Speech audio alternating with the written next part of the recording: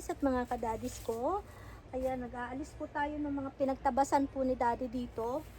Ayan, kasi pag natuyo yan, ang pangit po pag natuyo, kaya tanggalin natin.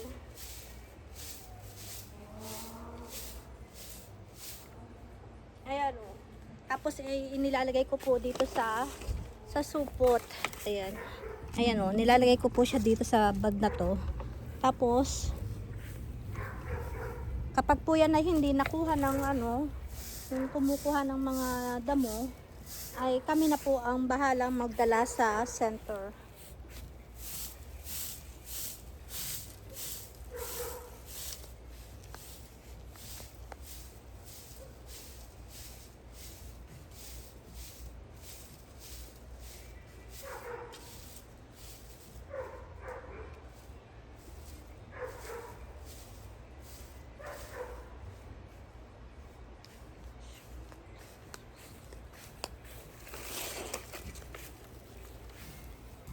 Ayan, dito po tayo. Teka, kunin din natin yung ating supot para malapit.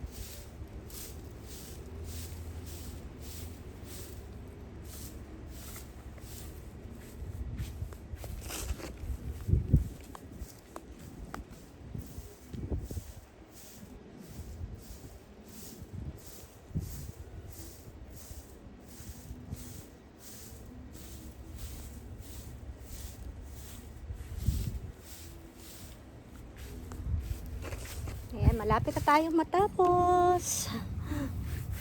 Ayan na lang.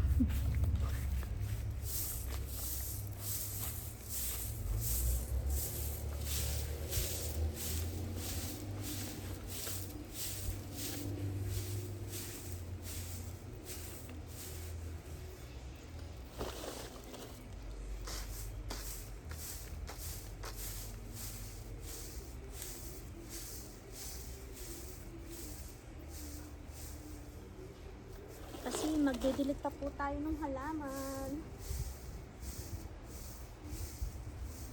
Ating mga gulay doon sa likod.